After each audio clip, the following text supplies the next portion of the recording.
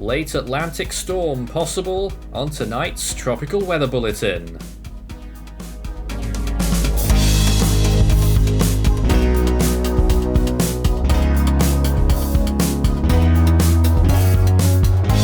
And now the latest around the wide world of tropics. Tropical Weather Bulletin for December 19th. Around the world right now, we are code unclassified on Ticos with this potential Atlantic development amongst other features across the tropics tonight.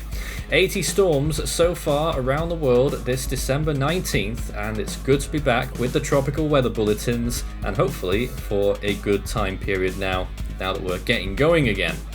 Well, in the Atlantic, we've currently had 18 storms, 11 hurricanes and 5 majors, and of course we've got this one area of interest that we're now giving a 40% chance of development, with 164 days until the start of the next Atlantic hurricane season next year. But let's hold our horses there, and currently watching that system. East Pacific, no systems active, and we're certainly not expecting any more to develop now. Of course, obviously the season is shut down, 148 days until the 2025 season begins. In the Western Pacific, we've been watching this area of interest near the Philippines for a good while. It almost became a tropical cyclone, arguably might have actually done so, but right now it's not looking so good, but it is trailing towards the Philippines slowly. That's Invest 96W. In the North Indian Ocean, we've got another area of interest there as well, which is also losing the fight. We did have it at a moderate chance, it's now down to a low chance as it hovers around the coast of India in the Bay of Bengal. 4 storms so far in the Indian Ocean this year. And in the southern hemisphere, the southwest Indian Ocean there, we have the remnants of 93S. We call it remnants because we actually had that as a depression at one point, a long time ago now, when it was off the coast of Australia. And on the other side of Australia, we're looking at another area of interest there as well in the Gulf of Carpentaria over the Cape York Peninsula that could develop into a tropical cyclone, low chance at this time, likely to sweep on towards the southeast, eventually into the South Pacific. So let's take a look at the latest satellite imagery around the world. First of all, this Atlantic system that we're watching. Well, it's slowly starting to take shape as we look at this hybrid imagery here. Of course, it is nighttime. This is infrared geocolor, and now looking at the enhanced infrared as well. Obviously the bulk of it is on the eastern side. It's frontal in origin, and we're starting to see it wrap up a little bit more. This is something really to watch out for over the next couple of days. Now meanwhile, we've got this system near the Philippines, which is looking very much almost like a tropical cyclone. Looks like it might be stretched with that circulation now, but it did have a complete circulation yesterday and the day before, and could have been a tropical cyclone at any point. At this point though, it's not quite the complete package there, but no doubt will be delivering substantial rainfall to the Philippine Islands, particularly the easternmost in the Visayas and Mindanao. Well, there's some fractured imagery of what's been going on in the Bay of Bengal for that other area of interest that we're watching. Really big plume of convection in those latest frames there. Here's a more complete loop from the Force 13 website showing you the progression of that system over the course of the last 12 hours or so. Whilst it does have all of that bluster with the convection, it doesn't really look like it's got a circulation underneath there. We saw those visibles before. It didn't look very good at all. But nonetheless, it's something to watch. It doesn't look like it's going to make landfall in India, although it is fine margins, and that convective blow-up could affect the coast. Looking back at the Western Pacific system again, here's some more imagery, starting to get some visibles in there. This is the water vapor imagery as well, a little bit of convection blowing up there just off Surigao Island, and also for parts of Samar we'll be getting some significant rainfall during the course of this morning local time. The center of the system though looking like it's unraveling, if anything, in those latest frames. Here's the other Invest, the newly designated one, 97W, and that is located over Micronesia right now, really not looking much good at this time, although models do have a brief window of potential opportunity, but we're really not expecting it. We've not given any chance of development on this one. It's currently just west of Chuuk in Micronesia, that puts it over the western central Micronesian islands. Wide view of the east coast of the United States, looking out over the Atlantic Ocean, and plenty of cloud cover and a few storms across the US today, marginal risk in effect. In the Caribbean region, there's not too much going on, a few areas of storms off the Bahamas and one or two little areas over the Yucatan and Central America. Eastern Pacific, there's plenty of storms down in those lower latitudes in the intertropical convergence zone, but from a tropical cyclone perspective, it's all over here now. And in the Western Pacific, we can take a look at both of those systems that we've been pointing out there, 96W on the left and 97 on the right, both progressing towards the west-northwest slowly. And again, a wide shot of that Bay of Bengal system there off the coast of India. We'll be producing some rainfall inland now, just south of Chennai probably, very close to where Bengal made landfall. And looking towards the Arabian Sea, not too much going on there, a little bit of a cloud cluster towards the equator west of the Maldives. Southwest Indian Ocean showing that little system there, what was 93S and still is, I think, was briefly a TD by our analysis, and it's still going, trying its best over there as it moves towards the west. Here's the Australian region. You may just be able to see a little bit of a circulation starting to develop over the Cape York Peninsula there. We only had a wide shot of that because it's not got a designation yet. And there's the South Pacific view, an extratropical cyclone just off the coast of New Zealand swirling down towards the southeast. Sea surface temperatures in the Atlantic are obviously dwindling at this time of year. What's left of the Gulf Stream still propping up a little bit off the coast of Florida, 26 degrees Celsius waters. The Caribbean looking good.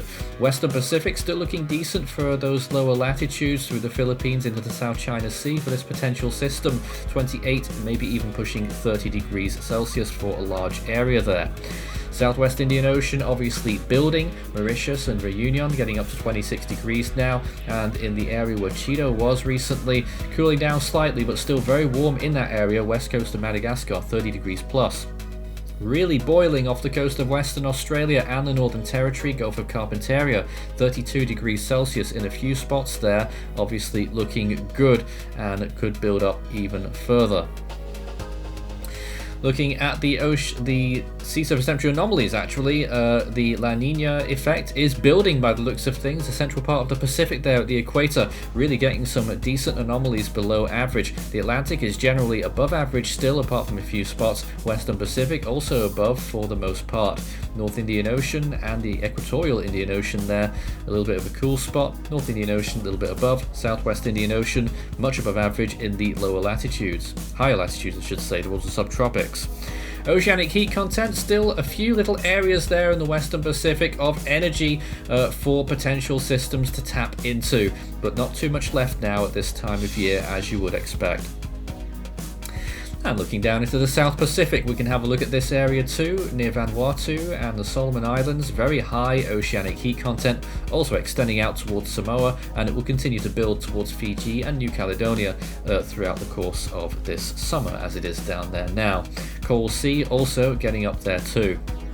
So let's check the GFS computer model for the next 5 days. First of all, looking at this Atlantic system, look at that. It certainly looks quite decent on that GFS run. Borderline subtropical storm there. Certainly has those storm force winds. Certainly looks like a cyclone. Will it be warm enough of a core to be nameable from the National Hurricane Center's perspective? Well, they haven't said anything on this system yet as far as we know, but we are giving it a 40% chance of possibly doing something there in the next few days.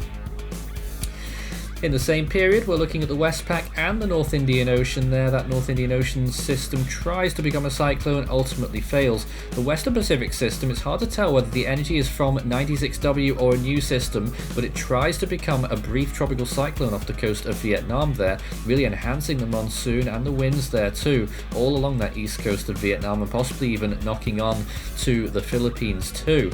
So keep looking out for that there, could become a tropical cyclone.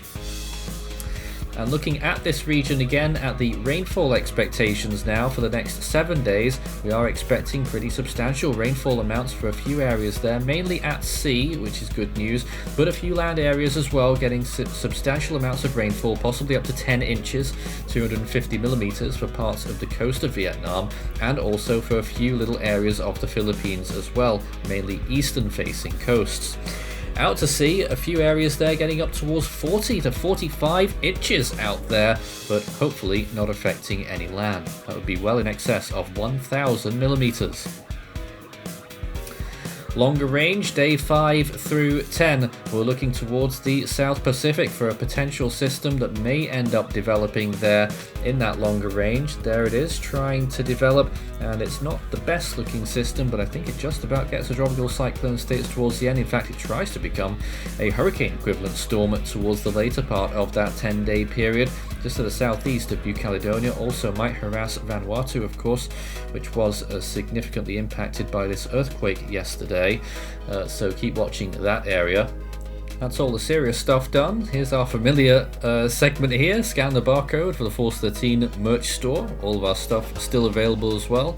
Got to update a few of these things, and guess what? You can still get the weighted 1775 days for Hone, and all I got was this lousy t-shirt. That is also out there too. Well, in the Scilly range then, looking out towards day 10 to 16. Western Pacific, nothing in the interim here, but towards the end of this loop, right at New Year's there, a new system developing and actually becoming a substantial typhoon possibly there in those early days of January. Well, that would be quite something. This is the first time I've seen it on the GFS. It's extremely long range towards day 16, so I wouldn't put any weight on this at all yet, but just something to look at with interest as we enter 2025. You can see it up there on the top left, getting close to the new year. And in the Indian Ocean, looking at a potential system or two developing down there in the South Indian Ocean. You can see one developing there, becoming a substantial cyclone again, and a second system towards the west there, getting in on the act as well, possibly near the Seychelles. And in fact, not too far from where Chido has been in recent days. Watch it again as both of these systems try to develop. Much larger system on the right hand side there, a smaller one on the left, but they both get themselves going as we enter the new year. But that again is a very long way out. Well, we actually had a real storm on this day, on December 19th, 1978, where we had a cyclone. I think the pronunciation may be Angele, but it could be Angeli or Angel, I've no idea. But there it is, making landfall on Mozambique. Category 1 officially. Who knows, it may have been stronger looking at that satellite picture. Certainly looks quite impressive just as a one-off visible image. Moved inland briefly and then started to come back out again over the Mozambique Channel. Reminds me a little bit of Idai, actually, this storm. It had a very erratic track, but it didn't go the whole hog as Idai did. Well, back to today, you saw a whole bunch of nothing there because there's no storms active, but here we are. The next name in the Atlantic, should we get it, is Tony. In the Eastern Pacific, good luck for seeing Miriam. And in the Central Pacific, of course, the next name is Iona. Well, in the Western Pacific, the next name coming up is Pabuk, and in the North Indian Ocean, it will be Shakti. Again, 80 storms so far this year. The average is 92, which means that it looks like we're going to fall a little bit short compared to what we would normally see in a year. We're certainly behind in ACE by quite a bit. In the Australian region, the next name is Sean, Southwest Indian Ocean, Nicolady, and in the South Pacific, it will be Pitta. Hopefully, we'll have more regular tropical weather bulletins once again now that we've cracked a new format. We'll see you again soon. Become an ultimate fan today.